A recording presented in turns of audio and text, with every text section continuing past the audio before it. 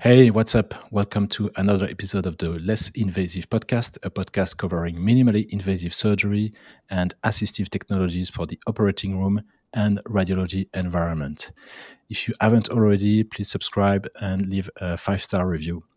I'm your host, Lucien Blondel, co-founder and CTO of Quantum Surgical, a startup commercializing the Ep10 robot for percutaneous tumor ablation.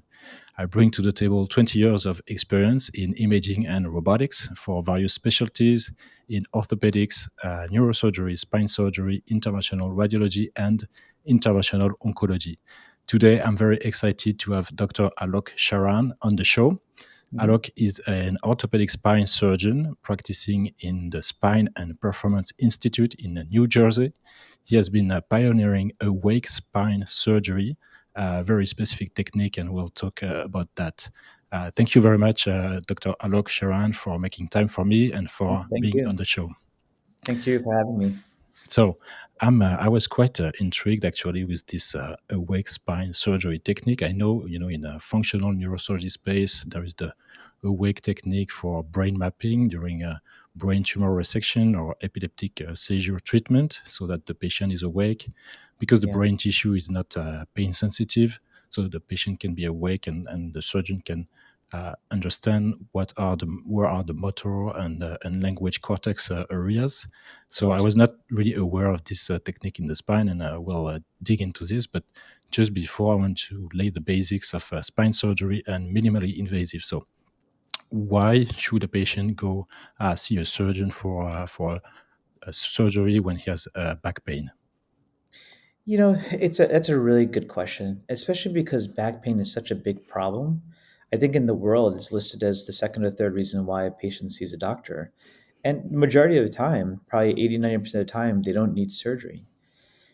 The unfortunate truth is that there is a population of people who suffer from spine problems like sciatica or herniated discs. And despite trying physical therapy, despite trying injections, the only cure is surgery. Unfortunately, sometimes I think that spine surgery gets a bad reputation and people avoid it. But there are certainly a segment of people who have pain that goes down their legs, pain that goes from their neck down their arm, and they try everything, and the pain affects their quality of life. For example, they can't walk more than a few blocks, or they can't pick up their kid or play sports with other people. For those people, surgery is a very effective option. All right, and so what are the main pathologies? And next question is what is minimally invasive? What's the incision? What's the ancillary equipment? What's the imaging? What's the implant like when doing minimally invasive spine surgery? Sure. Yeah, two great questions. So, the common terms that we use are things like spinal stenosis or sciatica, but some of the main pathologies, of course, are herniated discs, pinched nerve, spinal stenosis. Those are the main pathologies that a spine surgeon typically gets involved with. Of course, there are other conditions like scoliosis and, let's say, tumors of the spine. Those aren't as common, but the bread and butter is, of course, things like stenosis and sciatica and herniated discs. What's been neat about spine surgery, especially in regards to minimally invasive spine surgery, is that, maybe 10, 20 years ago, even in my training, we would do big incisions to treat problems. But now with newer technologies, imaging and robotics, we can be more precise with where we make our incisions. And so what's been neat is because of the minimally invasive incisions, because of the small incisions, we can still do the same work as before, but we could do it with smaller incisions. And overall, this leads to a faster recovery, less pain, and getting patients back to their normal self faster. That's been a nice thing about minimally invasive surgery. And does it change the implants or the imaging equipment that you use, open versus minimally invasive?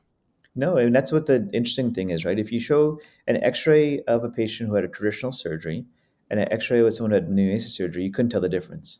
So from the X-ray, they're the same, but if you look at the patient, the recovery is different, the incision size is different. So those things make a big difference. So at the end, the work that we're doing is still the same. You just do it using a smaller approach. Okay, great. And so now we coming to general anesthesia, so I understand all these procedure, or I guess most of these procedures, where you implant screws into the vertebrae, or where you do other techniques, require the patient to be under general anesthesia. Could you share with us what's the impact of general anesthesia on the patient, like in terms of potential complications, the pain meds, the recovery? What's the impact of GA? Yeah, no, for sure. It's a great question, and maybe perhaps I could start with a story which helps you understand all Yeah. this. And it really relates to how I got involved with awake spine surgery. About 10 plus years ago, I was at an academic institution, and I there was a very prominent doctor in the hospital who asked for me to do his surgery. And at the time, he was involved with reviewing the application of a very prominent individual in this hospital. He was a part of a committee. And he had known that if he had general anesthesia for his surgery, he would have some cognitive dysfunction afterwards, a little bit confusion, delirium, and there's always this lingering effect that when people have general anesthesia, they report that for about a month or two, they just feel a little bit off. He needed the surgery because he was in pain, but he couldn't afford that time when he would basically be off cognitively. Okay. And so he had asked me, can we do this surgery without general anesthesia?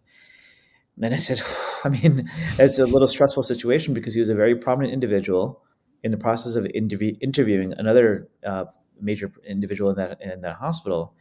And the notion of doing spine surgery under local anesthesia, under spinal anesthesia, was reported 40, 50 years ago. So that wasn't new.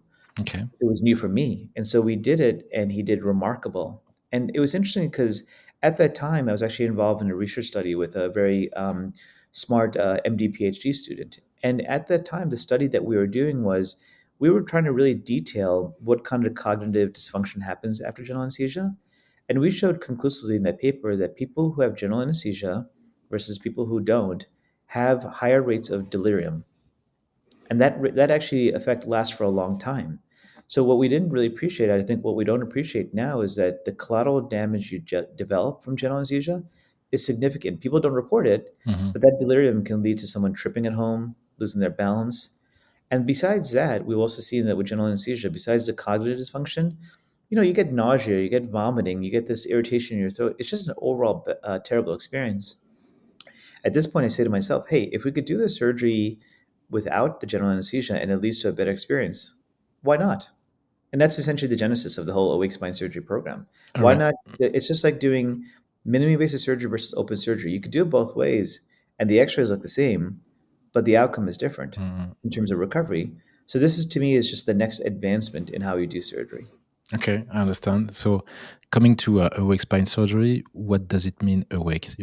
I work in international radiology space, so we are used to the four levels of sedation, like minimal Yeah. sedation, moderate or conscious sedation, deep sedation, and general anesthesia. So, which level of sedation is this? What kind of sedation is it? And how much awake is the patient during this procedure? Yeah, that's a great question. So, just by definition, awake surgery is avoiding general anesthesia and intubation, just by definition. Then breaking down the question of how awake they want to be, this is where it becomes very interesting. At a minimal level, you can just give really almost no sedation. And we've had patients who've come into the operating room saying that I want to listen to a podcast or I want to listen to music during surgery. And they're awake and they talk to you. And then we have some patients who say that I want to have a nice good nap and we give them deep sedation. So what's nice is that we kind of modulate the amount of sedation we give based off of what the patient wants. So we ask them, how sleepy do you want to be? Some of them don't want to be sleepy. Some of them want to be sleepy. And so we can titrate the medicine according to what the patient wants. And what's nice is that from a patient perspective is they're engaged and they're in control. And I think that's why the patients like this. Okay, so that can be awake, but still a little bit asleep during this. Exactly. It's not And we fully call it awake surgery. exactly. And we call it twilight. The reality is it's Okay, sort of twilight surgery. But yes.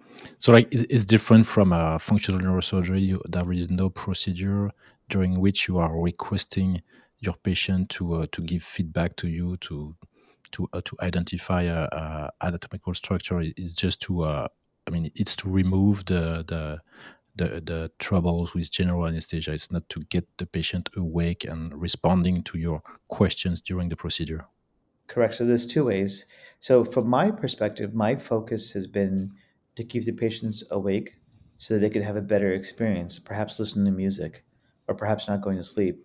But some of my colleagues in the United States who are doing awake surgery are using it so the patient is awake and they're giving them feedback. So when they're doing the spine surgery, they'll ask the patient, "Are you still having pain in that area?"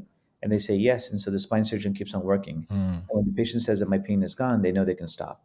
Okay. So there are two aspects of being awake. I do it from an experience point of view, and there are certainly others who are doing it from a determining pain generation point of view. Okay, so there is still some feedback from the patient Correct. to Exactly. actually give the how much of the efficient has been the surgical gesture, like removing part of the bone to release the nerve or stuff like that. I understand that. Okay, Exactly. and so you mentioned this technique is not new, but it seems like new. So why? I mean, how it was reinvented, how it was redeveloped, and what has been your story and your role into this new technique, which is not so new. Yeah, because I guess if you really look for anything kind of innovation, nothing is really new, right? They would say that. But so I would argue that certainly the newness is bringing together a whole series of different aspects of it. So while the notion of doing spine surgery under spinal anesthesia is not new, what we did, which was novel, was doing a whole spinal fusion, putting screws into someone's back while someone was awake. That had not been described before, and we're one of the few people who actually described doing that. So people have had small spine surgeries under local anesthesia. Doing spinal fusions, that was novel. So that aspect of it was one. The second thing, which is interesting, is that why, beyond the fact that we can do a spinal fusion, put screws in someone's back while they're under twilight anesthesia, that's one thing. But then during the whole COVID period in particular, many people understood the value of not being intubated. And I think that during the COVID period, especially, we're seeing a greater acceleration of that. I think now also in the U.S. certainly there's a big drive to speed up the recovery process, Hmm. and we've showed conclusively that if someone goes from having general anesthesia to local anesthesia, so if you just avoid general anesthesia, it's a 50% reduction in their length of stay. So at this Okay. point now, when someone in the U.S. has a spinal fusion surgery, they're in the hospital for 2 or 3 days. For our patients, when we do a spinal fusion surgery, they're in the hospital for about 3, 4 hours, and that's it. And so what it's led to is just a faster recovery and the ability to get out of the hospital quicker. So all your procedure are on an outpatient basis. I mean, it's ambulatory care, right? Correct. Okay. That's the majority of our cases now. Okay, and you mentioned spinal fusion and other, surgical procedures that were previously performed when the patient is awake. What kind of procedure is there a list of procedures that you can do when the patient is awake, or you can do, and how many levels can you fuse while the patient is Yeah, awake? great question. Yeah.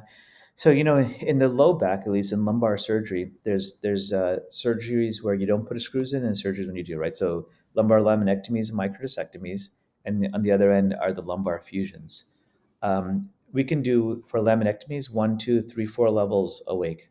Okay. For lumbar fusions, we could do one, and we've gone up to 2 levels now. And I am hearing from others that they're pushing it and even doing 3 levels awake as well. So for me, any procedure which I do in the low back and lumbar spine, we could do awake. Now there are people. There was a gentleman in Turkey who published a report about doing neck surgery awake. I haven't done that yet, but I heard that that is the case. Okay, and which patients are candidate for awake spine surgery? Is there a patient selection? It's interesting because, to be honest with you, we're at the point where our program is so good that the question isn't who's a candidate for awake, but the question is who who should not be having this way. Meaning that all of our patients are considered candidates to be awake, and it's very rare that we try not to do awake because we think it's such a better way of doing surgery that our norm is to do them awake, and it's very rare that we don't. And for those people, it would be ones who cannot tolerate being prone, right? They're completely scared, or if there's any contraindication for them to do a spinal anesthesia, which is very rare. But at this point now, pretty much every patient we see, we say it's going to be awake. Why should we not do it? It's very rare that we don't. Okay, and so how do patients respond to the term awake spine surgery? I mean, do you have to market this technique? Is there an effort to educate the patients? There's a tremendous effort to educate the patient. So, it's like everything else is how you speak to the patient, right? And so you've got to sort of ask the patient what they're looking for. When you explain to them that we have a process to speed up your recovery process, we have a process so that you don't need to take narcotics after surgery, they say, great. And we tell them that we do twilight anesthesia. We use the word awake because it's avoiding general anesthesia, but when you explain it in those terms, the Mm. patient gets it. I think if you started off with saying awake spine surgery, they would be scared. Yeah, But if yeah. you say we use a word only for that purpose, they completely understand. And so, from a marketing perspective, I think it's a really fascinating story about that because in the United States, for example, the Learning Channel is a really good channel on TV. About a month ago, they actually just ran a whole series of awake surgery, Okay, and it was regarding a plastic surgeon who does awake plastic surgery. But it's such a common thing now that there's a public health campaign going on currently to inform patients that there is a better way of doing surgery, awake surgery, whether it be awake spine surgery, awake plastic surgery, awake brain surgery. There's a big okay. campaign going on right now All around that. right. And so let's say I'm a patient. I have lower back pain. I need a two-level spinal fusion. I come to your place and you say, okay, do you want to do a twilight anesthesia surgery? Let's do this. I will go back to work Yeah. faster. And so can you go through the journey of myself as a patient? How does it work? What do I have to do when I go for surgery?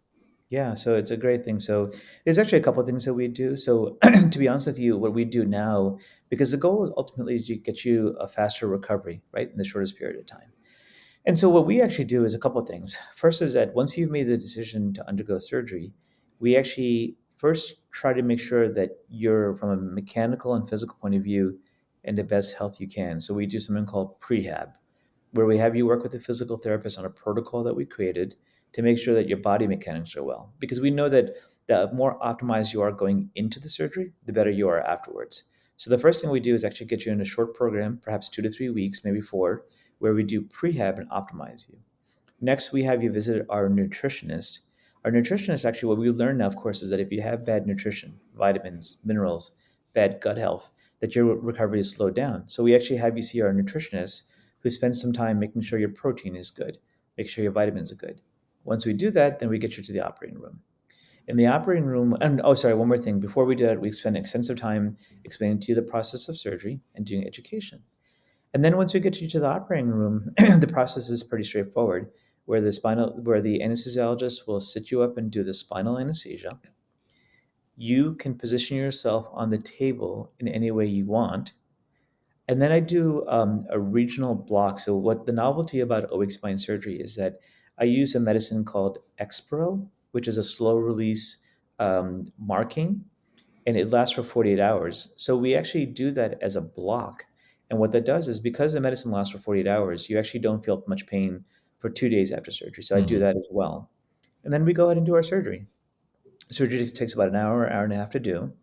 After the surgery is done, the spinal anesthesia is wearing off, and then about 3 4 hours later, the nurse gets you to stand up, gets you to walk, make sure you can perform some basic functions, such that about 5 6 hours after surgery, you're getting ready to go home, get in the car, and all that. And then from there, we encourage you to continue walking. We actually call you the night of surgery, we call you the day after surgery, and thereafter, and make sure that we get you moving and walking because we don't want you laying in bed. After we see you for the incision, about a week later, 2 weeks later, we get you started with a physical therapist who knows our protocol. And again, our goal is to optimize your outcome, not just in the operating room, but overall. So that's why we make sure the physical therapist is following you both before and after. The nutrition is following you both before and after. And of course, we're following you as well. And what we believe is that by putting this whole process together, less invasive surgery, avoiding general anesthesia, prehab, nutrition, education, that we're achieving the best outcome we can for someone who undergoes spine surgery. Okay, so I understand it's not just a awake spine surgery; it's a whole protocol before, during, after. It's about the recovery. It's about preparing before the surgery. It's also what you do after to have the patient have the best experience. It's not just it's not just removing the general anesthesia. So I guess this protocol took you quite some time to figure out, to put in place with your colleagues and the private practice that you have in New Jersey. Coming back to the beginning of awake spine surgery, do you remember your first case? How did you prepare for? Because you did not have all this knowledge at that time, so that was more like exploring a new technique. Do you remember that, and how did you prepare for that? Yeah, very clearly, because I remember how scared I was with all that. The first patient, of course, was the story that I told you earlier. So that was the first time we did an awake spine surgery in general. That was just a laminectomy. But what was interesting was that I had a chance, I think about a year or two later, to work with a wonderful anesthesiologist who we had been doing these awake spine surgeries, awake laminectomies for a while. And she had said, okay, so why don't you try it for spinal fusion surgery that had never been described before? And I said, well, we should sit down and talk about it. She goes, there's really nothing to talk about because we could just apply our protocol to patients for spinal fusion surgery. I still remember that day that we applied our protocol. Nothing was different.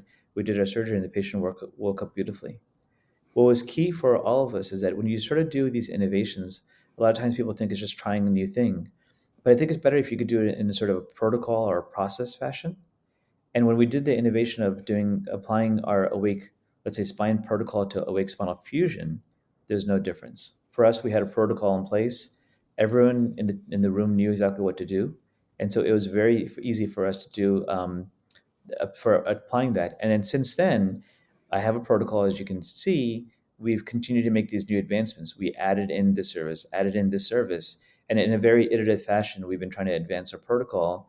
And we're always measuring ourselves. So we always measure our outcomes. So initially, when we were doing the surgery, people were in the hospital for 1.2 days.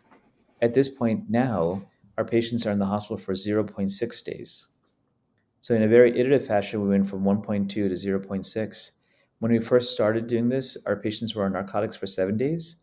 At this point now, our patients are on narcotics for 3 days.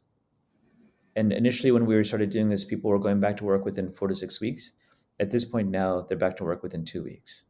Okay, And that's this all happens because we have a process in place and we're constantly measuring our outcomes. yeah. I can feel that you are measuring and trying to improve and really have a kind of scientific methodology to this protocol to reevaluate how much it impacts the patient Exactly. after the surgery. So just maybe a side question, because I've been working in surgical robotics for 20 years. Yeah. Can we perform robotic spine surgery on awake patient? Does it exist? It absolutely exists, and I have a couple of colleagues. A colleague Kingsley, who's down at the Mayo, and a colleague Mohammed at Duke, and they've actually performed it now, which is great. So they are doing awake robotic surgery, and that is the next advancement to do make that commonplace. Because what that I think that would do is speed up one of the rate limiting steps, which is putting in the screws and then doing the decompression. I'm really excited. It's always exciting for me to hear from what they're doing because they're applying robotic technology to placing the screws. I think that's incredible. I think what would be really neat is that, as you know more than I do, the robots are being used for soft tissue procedures. I think in the spine, a lot of robotic applications is in the context of hardware, and Hmm. increasingly we're starting to look at it from a soft tissue perspective. Yeah. But I don't see why that, for example, the spinal anesthesia can't be done by a robot. Why the block that I do with ultrasound can't be done by a robot. And that would just speed up the process and make it more predictable. Okay. Interesting. I mean, just for the audience, can you clarify what's the regional block? I'm sorry? What is the The regional regional block? block, Yeah. yeah, sure. Sure, yeah. So the regional block is called a TILA block, TLIP, transforaminal lumbar interfascial plane block. And what it is actually is that, if you have a dental procedure, you know that if you could just numb up the area of the mouth you're working on, you could do as much work as you want. When people are getting a knee surgery, they do regional blocks around the knee. Okay. And so maybe it's close to 7, 8 years ago, there was a paper published by Dr. Hand in Canada, and he had basically looked at the anatomy of the spine and figured out what nerves hurt after surgery, and basically came up with this notion of a TLIP block. And what it is essentially blocking the nerves that are painful after surgery. If you can block that, and now we use Exparel, which lasts for 48 hours, to be honest with you, these patients have almost no pain. It's remarkable. And if you go to our website, you can see videos of our patients who are up and walking 4 hours after surgery, and they're It's almost like they're having no pain after spine surgery, which, from what I understand, spine surgery is viewed as one of the most painful surgeries out there. So these people are having no pain after surgery. Great, impressive. So you mentioned some colleagues who are performing spine awake spine surgery. So I'm curious about the adoption of this new technique. Do you know how many centers, how much spread is this technique right now? How many centers, how many patients a year get a awake spine fusion, for instance? I know if they haven't already, they're in the process of writing up the results. So I can tell you that I get calls from people across the country about awake surgery. So I have a decent handle of who's doing awake surgery in the United States, probably about 10 to 15 centers across the US. Okay. In regards to awake robotic surgery, less than five at this point, and these are mostly at the major academic medical centers. The numbers are low, perhaps maybe 20, if I had to guess, are doing it. But what's neat is that of those patients who are getting it, the results are phenomenal. Their recovery time is reduced, and their outcomes overall are great too. Okay, and so what's the training for a orthopedic spine surgeon who would like who reach out to you and who would like to start this kind of a technique? What's the training like? Yeah, it's a great question. So there's a couple of different things in regards to that, and there's different levels of training. So last June, we held a course on awake spine surgery, and I think within a month we had almost 100 people sign up for the course. Okay. And so I'm really excited this year to put on another course, and this is both nationally and internationally that we had to reach. We created a new online learning platform called Doc Social, Hmm. which our goal is to make it the world's leading online learning platform for healthcare. On that in Doc Social, we have a course if people want to be exposed to awake spine surgery with a series of lectures. That's number one. Two, we soon will be running a course again where we will be teaching techniques of awake spine surgery along with the block. But what I'm really excited about is that when we ran the course last year, we used virtual reality. So we partnered with a company called Immertech, Hmm. where the company distributed the glasses to surgeons across the U.S. So while we were in Florida performing the procedure, they were at home or at their home institutions watching us, and we had people on Zoom as well. So we actually did a quick study where we asked the people who were under Zoom versus people who are using the glasses versus people who are at the course. How confident were you in doing the procedure that we taught based off what you see? And of course, the people who are at the course, very confident. The people who were wearing the glasses were also very confident. The people at Zoom, they were not as confident, as expected, right? Because it's a Hmm. 2D learning. So what we're encouraged by is that we can start teaching these procedures from a distance, not Yeah, at the whole course. yeah. I mean that's fascinating. I happened to just quickly looked at its Immertech, this Tech. Immertech solution. So Yeah, it's a fully virtual reality immersive experience. Is it like a 360-degree view of the? You're like in the room with the like at the surgeon's place, right? At the exactly right. But bedside. you feel you're immersed. So you feel like you're. So this person, I think one gentleman was in Texas and we were in Florida, and he said that from where he was in his office, he felt like he was actually in Florida. Okay, great. I mean, so you mentioned robotics, you mentioned virtual reality for training. What other emerging technologies do you see helping the increasing the accessibility of awake spine surgery? Maybe AI or augmented reality. What kind of other technologies could help increase the adoption?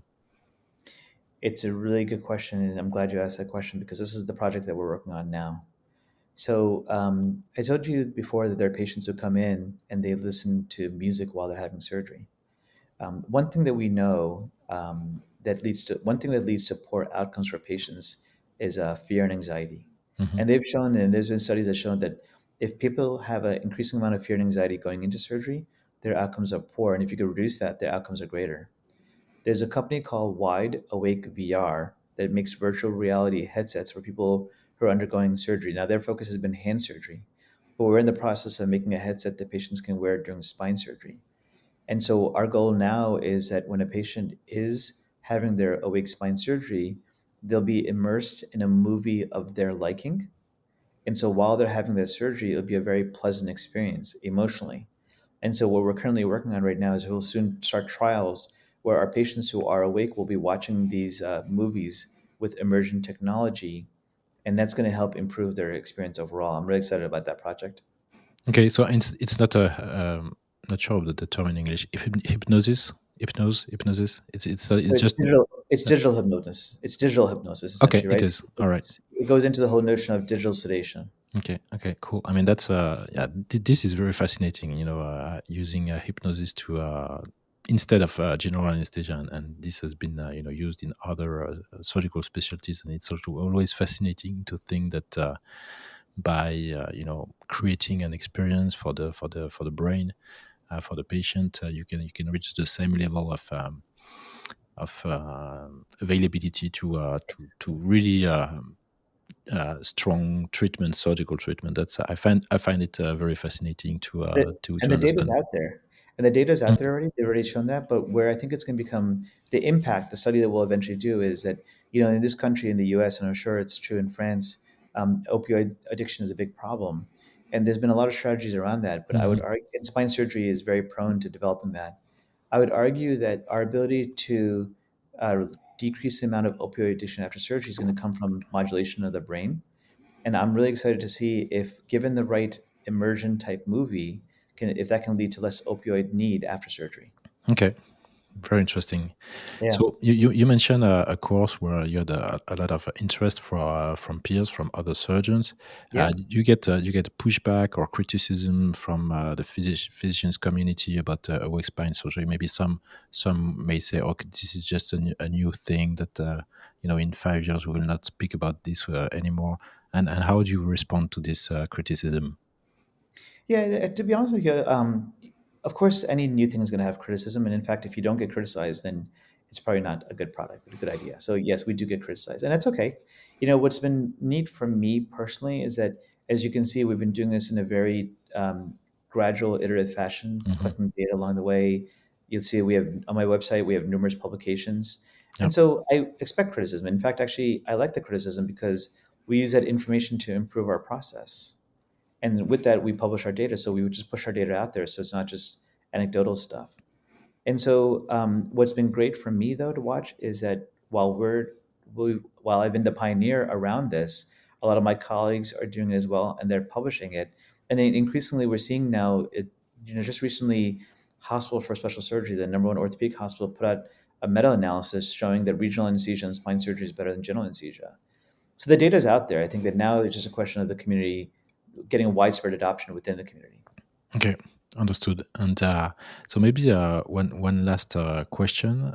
It's about the convergence between interventional radiology and surgery. So I've been working in spine surgery. I've been working also for medical imaging system in a hybrid OR and interventional room. So I know both worlds, and I know that they pretty much, with the introduction of new 3D imaging system, advanced imaging system into the OR, now surgeons have access to really advanced imaging that was only for radiology at the time.